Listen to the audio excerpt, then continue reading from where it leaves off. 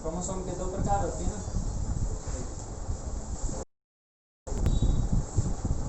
Allosome. अपने शरीर में कितने ऑटोसोम और कितने एलोसोम बताइए? टोटल क्रोमोसोम कितने हैं अपने शरीर में? 42। लिंग का निर्धारण करने के लिए कितने उत्तरदायी हैं? 2 पुरुषों के अंदर XY, महिलाओं के अंदर XX। तो ये 2 क्रोमोसोम क्या कहलाते हैं? एलोसोम कहलाते हैं। 44 क्रोमोसोम क्या कहलाते हैं? ऑटोसोम कहलाते हैं। वे गुणसूत्र जो शरीर की दैहिक वृद्धि, कायिक वृद्धि, बॉडी का निर्माण करने, वृद्धि विकास के लिए उत्तरदायी होते हैं, उनको अपन बोलते हैं ऑटोसोम। और वो क्रोमोसोम जो अपने सेक्स डिटर्मिनेशन के काम में आते हैं, लिंग निर्धारण के काम में आते हैं, उनको बोला जाता है एलोसोम। ठीक है। अब क्रोमोसोमल थ्योरी के अनुसार लिंग का निर्धारण कौन कर रहा है?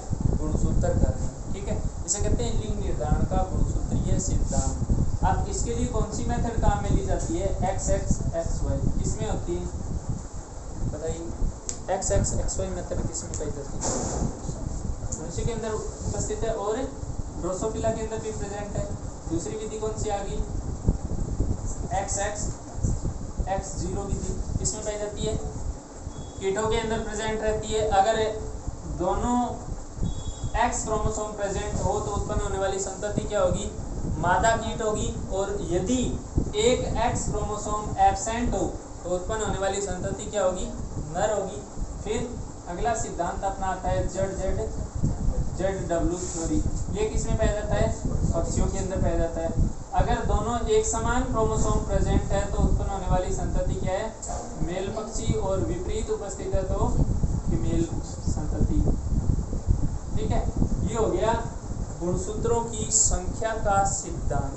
गुणसूत्रों की संख्या का सिद्धांत, क्रोमोसोमल थ्योरी ऑफ नंबर। अब एक आता है इनका मात्रात्मक सिद्धांत। अपने लिए कोई बहुत ज़्यादा काम की चीज़ नहीं है, लेकिन अपने को समझना है कि कुछ जीवों के अंदर ये गुणसूत्रों की जो मात्रा होती है, इनका अनुपात क्या रहता है आपस में, वो अनुपात भी क्या करता है? लिंग का निर्धारण करता है। ठीक है, तो ये तो हो गया गुणसूत्रीय सिद्धांत। इसके अलावा भी कोई कारक सेक्स डिटर्मिनेशन कर सकता है? गुणसूत्रों के अलावा कोई कारक लिंग का निर्धारण कर सकता है क्या? कुछ उत्परिवर्तन होते हैं जो लिंग को परिवर्तित कर देते हैं। कई बार कुछ समुद्री जीवों के अंदर टेम्परेचर क्या करता है? लिंग का निर्धारण करता है। ठीक है, और कुछ जलीय जीवों के अंदर मिनरल्स जो पाए जाते हैं वो भी क्या करते हैं? लिंग का निर्धारण करते हैं। ठीक है, तो ये अपने बारी बारी से सारे सिद्धांत पढ़ेंगे सेक्स डिटर्मिनेशन की। तो लिखिए, हेडिंग डालिए लिंग निर्धारण। लिंग निर्धारण, लिंग निर्धारण। देखिए, मेन और जो सबसे इम्पोर्टेंट कारक है वो कौन सा है? क्रोमोसोम है, गुणसूत्र है।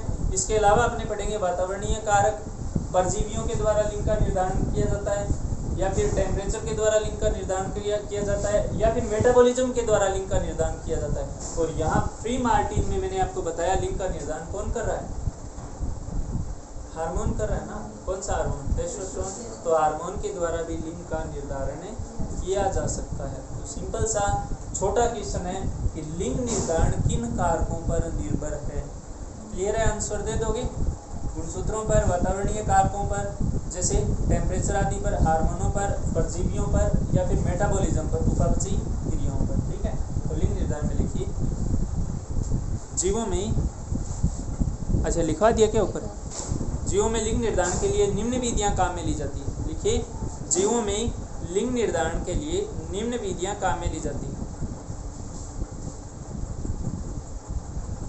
लिंग निर्धारण के लिए निम्न विधियां काम में ली जाती है।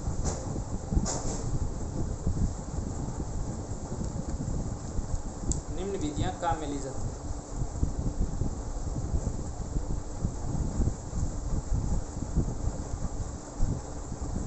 पहली विधि लिखिए, क्रोमोसोमल थ्योरी ऑफ इनहेरिटेंस या सेक्स डिटर्मिनेशन।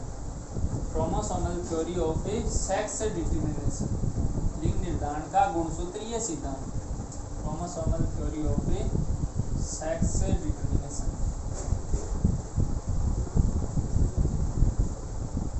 लिंग निर्धारण का गुणसूत्रीय सिद्धांत।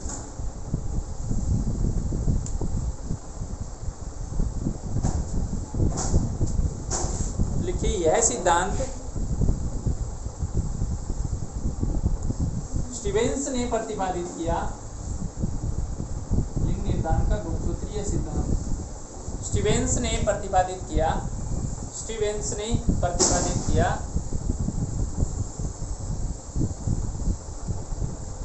तथा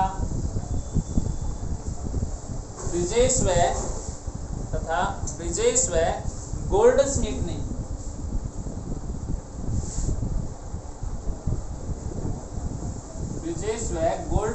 ने इसका समर्थन किया।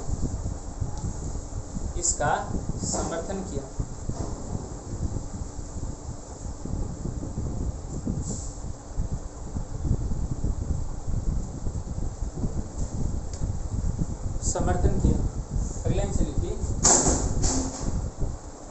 मैकलिंग ने गुणसूत्रों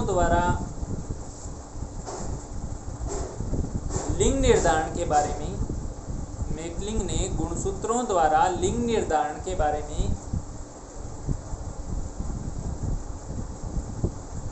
अपने विचार प्रकट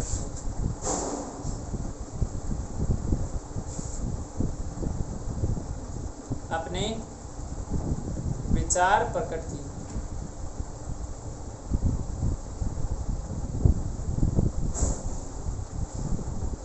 अगले से लिखिए, जंतुओं में दो प्रकार के गुणसूत्र प्रेजेंट होते हैं। जंतुओं में दो प्रकार के क्रोमोसोम प्रेजेंट होते हैं।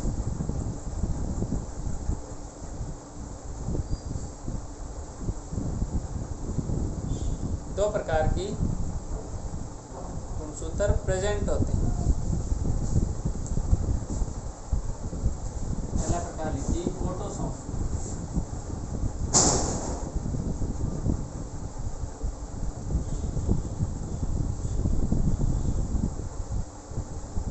एलिंगी गुणसूत्र के नाम से इन्हें जानते हैं। लिखिए, शरीर की वृद्धि तथा विकास में सहायक। ऑटोसोम या एलिंगी गुणसूत्र शरीर की वृद्धि तथा विकास में सहायक।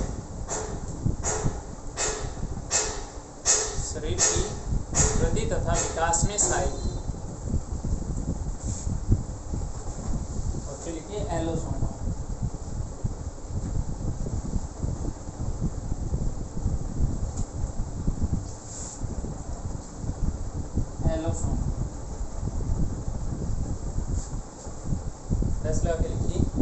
नर तथा मादा का निर्धारण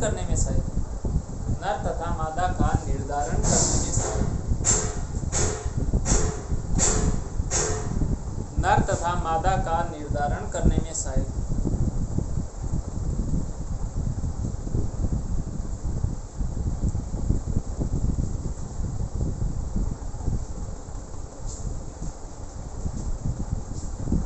अब देखिए, अगर अपने गुणसूत्रों का अभिरंजन करें तो अपने को दो भाग दिखाई देंगे। कौन कौन से?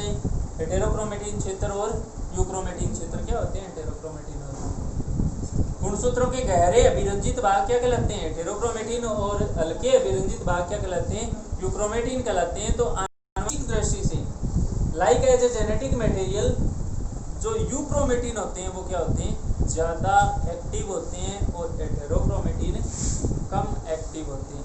तो मनुष्य की अगर बात करें तो एक्स और वाई क्रोमोसोम है, इनके अंदर अपने स्पष्ट अंतर देखा जा सकता है। सिंपल सा ध्यान रखना, पादपों के अंदर लघु बीजाणुजनन की क्रिया के दौरान परागकण बनते हैं जो कि नर युग्मक होते हैं, मेल गैमेट होते हैं। जबकि गुरु बीजाणुजनन की क्रिया के द्वारा क्या बनते हैं? फीमेल गैमेट बनते हैं। तो मादा युग्मकों का आकार नर युग्मकों से क्या होता है? बड़ा होता है। तो एक्स क्रोमोसोम जो अंडाणु के अंदर पाया जाता है उसका आकार वाई की तुलना में क्या होगा? ज़्यादा बड़ा होगा। ठीक है, तो अगले लाइन लिखिए, मनुष्य में लिंग गुणसूत्र दो प्रकार के होते हैं। लिंग गुणसूत्र दो प्रकार के होते हैं।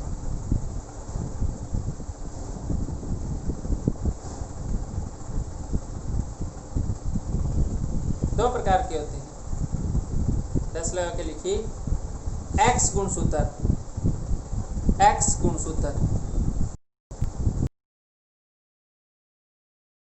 आकार में बड़ा x गुणसूत्र, बड़ा आकृति में सीधा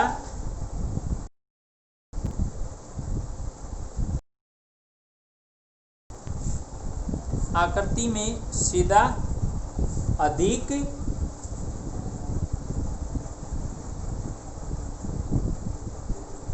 परिमाण में यू क्रोमेटिन, अधिक परिमाण में यू क्रोमेटिन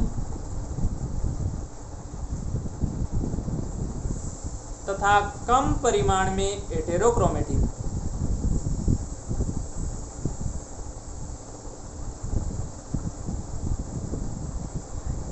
कम परिमाण में हेटेरोक्रोमेटिन, कम परिमाण में हेटेरोक्रोमेटिन। डीएनए की मात्रा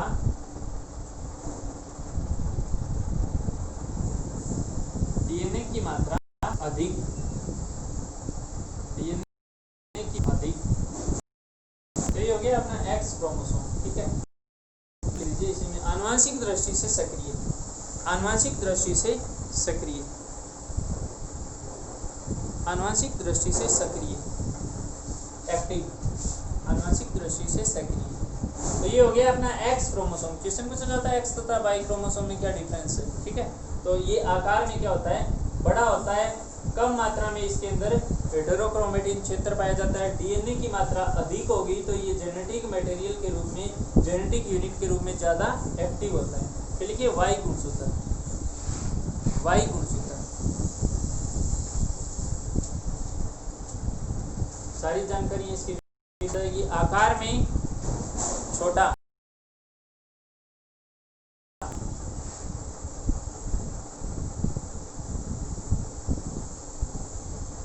आकृति में एक सिरे पर मुड़ा हुआ,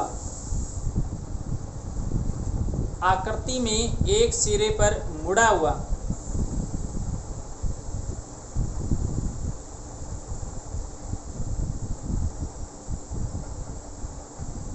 कम यूक्रोमेटिन, कम यूक्रोमेटिन तथा अधिक हेटेरोक्रोमेटिन, अधिक हेटेरोक्रोमेटिन।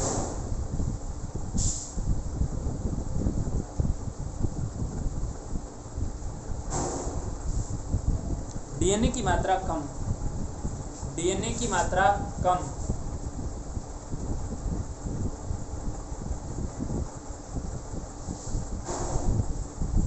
अतः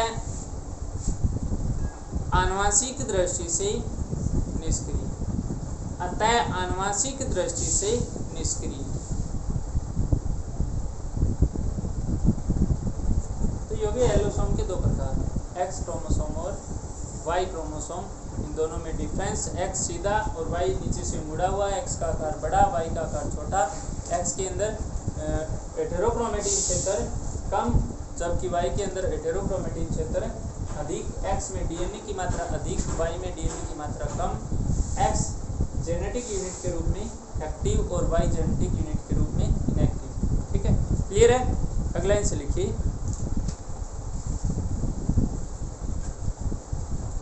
लिंग निर्धारण के गुणसूत्रीय सिद्धांत को, लिंग निर्धारण के गुणसूत्रीय सिद्धांत को, लिंग निर्धारण के गुणसूत्रीय सिद्धांत को निम्न भागों में बांटा जाता है, निम्न भागों में बांटा जाता है। लिंग निर्धारण के गुणसूत्रीय सिद्धांत को निम्न भागों में बांटा जाता है।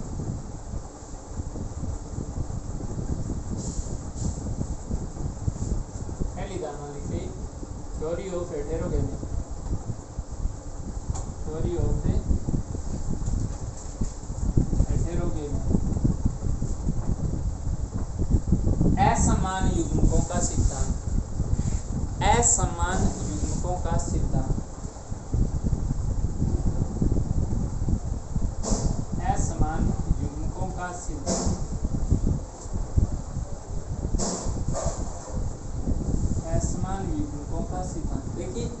सिद्धांत क्या कहता है कि जीवों के अंदर नर तथा मादा के अंदर जो गेमेट होते हैं वो अलग अलग प्रकार के पाए जाते हैं। इसे हम क्या कह देंगे? असमान युग्मकों का सिद्धांत कह देंगे। तो लिखिए, कोरेंस ने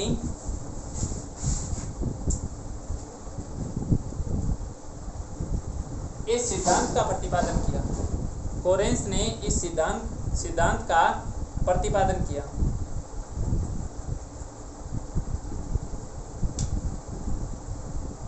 सिद्धांत का प्रतिपादन किया तथा बताया कि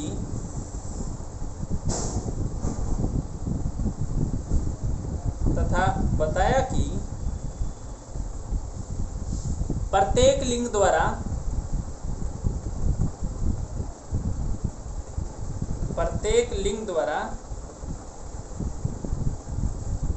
दो प्रकार के युग्मक उत्पन्न किए जाते हैं। प्रत्येक लिंग द्वारा दो प्रकार के युग्मक उत्पन्न किए जाते हैं।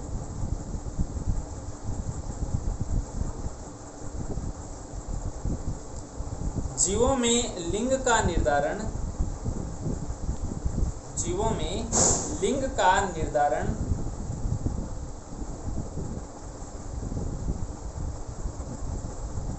इन अलग अलग युग्मकों पर निर्भर करता है।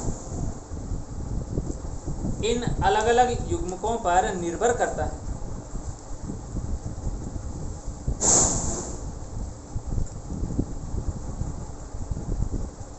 अलग अलग युग्मकों पर निर्भर करता है।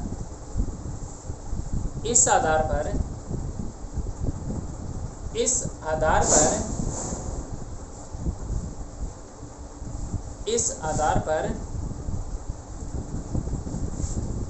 XX XY तथा XX XY तथा XX विधियों का निर्धारण किया गया।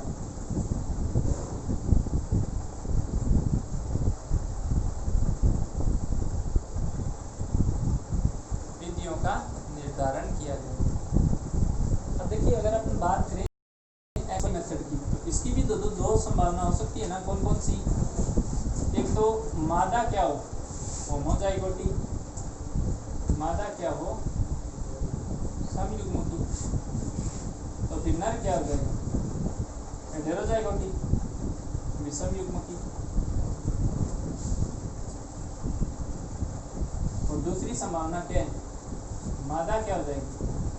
हेटेरोजाइगोटी, विषमयुग्मकी। और नर क्या हो जाएगा? समयुग्मकी। समझ में आई? यहाँ मादा के अंदर एक ही प्रकार के अंडे बन रहे हैं और यहाँ नर के अंदर एक ही प्रकार के स्पर्म बन रहे हैं। ठीक है, ये मेथड कौन सी है? XY method. ठीक है, ऊपर वाली स्थिति ये तो सभी मनुष्यों के अंदर पाई जाती है, फलमक्खी के अंदर पाई जाती है, ये तितली वगैरह भी होती है, इनके अंदर ये घटना पाई जाती है। यहाँ मादा दो प्रकार की ओव्यूम बनाती है, जबकि नर के द्वारा एक ही प्रकार के स्पर्म का फॉर्मेशन होता है। तो लिखिए, हेडिंग डालिए XXXY विधि। अपन बारी बारी से सारी विधियों को पढ़ेंगे। XXXY विधि,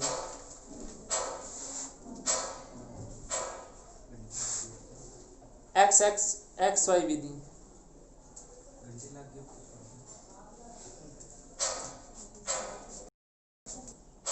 देखिए, विल्सन ने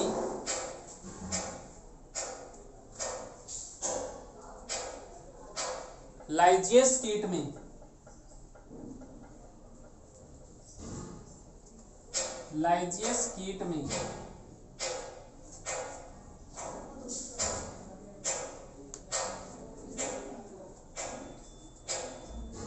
इस प्रकार का अध्ययन किया, इस विधि का अध्ययन किया। लाइजियस कीट में इस विधि का अध्ययन किया।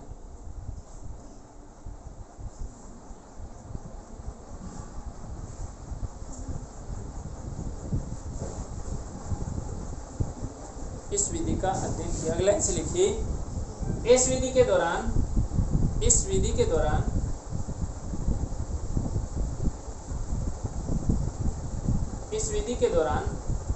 दो प्रकार से लिंग का निर्धारण किया जाता है।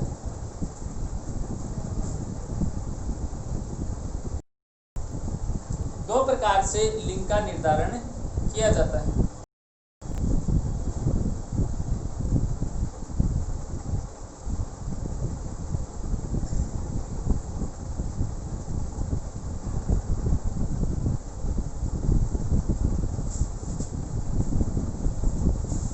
पहला प्रकार कौन सा हो जाएगा? मादा संयोगमुखी और नर क्या है? विषमयुग्ममुखी।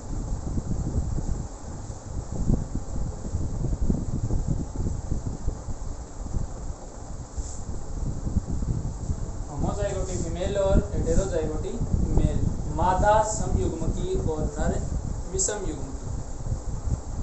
पहला प्रकार मादा समयुग्मकी और नर विषमयुग्मकी।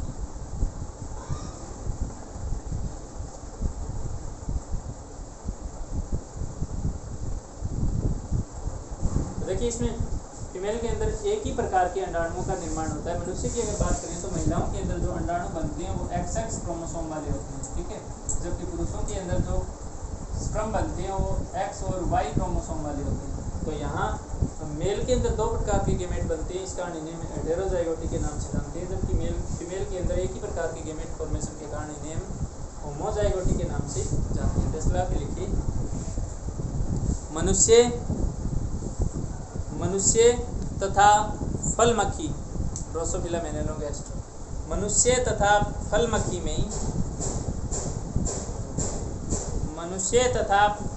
में लिंग का निर्धारण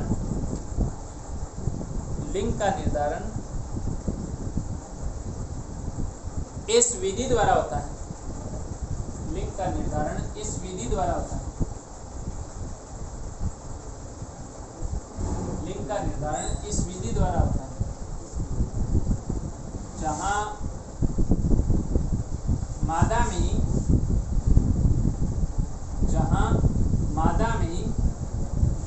दो प्रकार के एक प्रकार के अंडाणु बनते हैं। मादा में एक ही प्रकार के अंडाणु बनते हैं,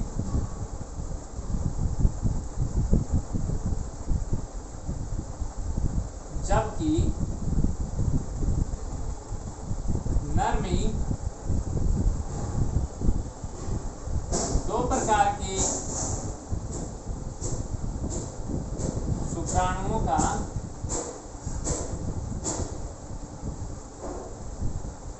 निर्माण होता है।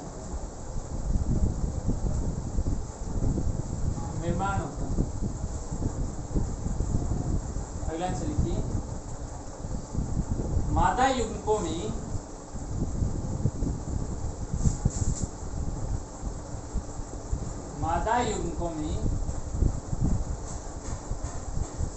X गुणसूत्र युक्त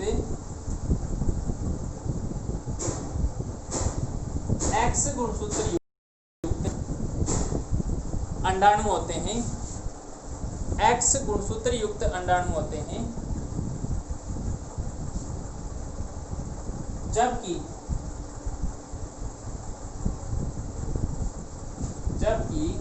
नर में X तथा X या Y गुणसूत्र युक्त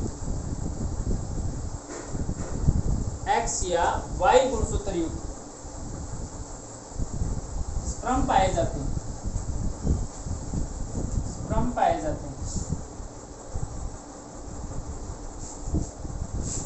यदि अंडाणुओं का संयोजन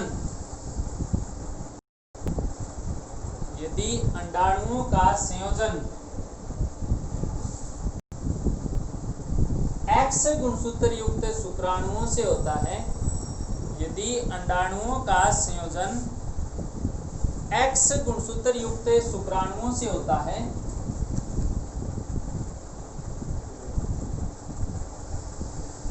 तो उत्पन्न होने वाली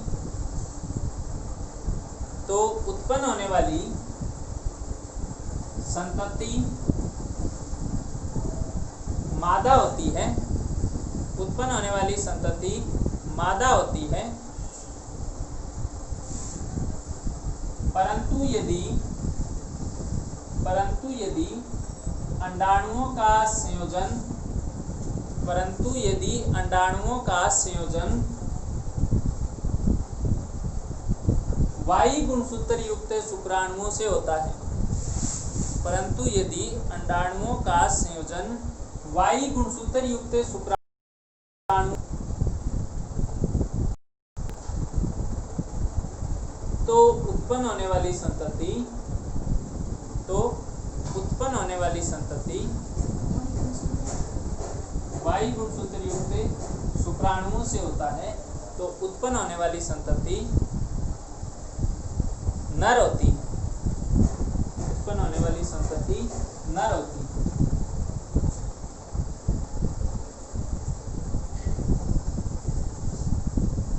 इस प्रकार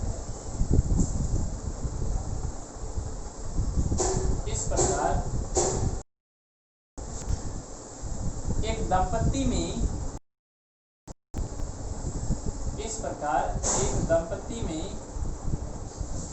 लड़का या लड़की उत्पन्न होने की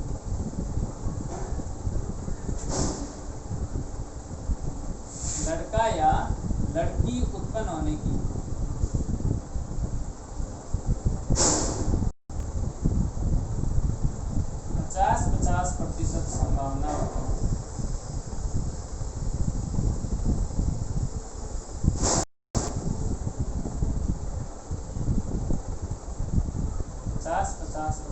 संभावना होती है। तो देखिए, धृतराष्ट्र की 100 संतानों में सारी की सारी संतानें क्या थी? लड़के थे। तो 101वीं संतान कैसी होनी चाहिए? कौन सी संभावना है? 50% है, तो लड़का भी हो सकता है या फिर लड़की उत्पन्न हो सकती है। तो ये हो गया मनुष्य के अंदर लिंग निर्धारण। देखिए 44 क्रोमोसोम, इनको हम नाम देते हैं ऑटोसोम। 2 क्रोमोसोम, इनको नाम देते हैं एलोसोम। माता है तो माता के शरीर के अंदर 44 + XX होता है, पिता के शरीर के अंदर 44 XY होता है। अब नर के अंदर 2 प्रकार के क्रोमोसोम बनते हैं। यहाँ जो शुक्राणु बनेंगे, इन शुक्राणुओं में आधे शुक्राणुओं में X क्रोमोसोम होंगे और आधे में Y। ये प्राकृतिक संयोजन पर निर्भर करता है कि कौन सा शुक्राणु अंडाणु के साथ क्या कर रहा है, संयोजन कर रहा है।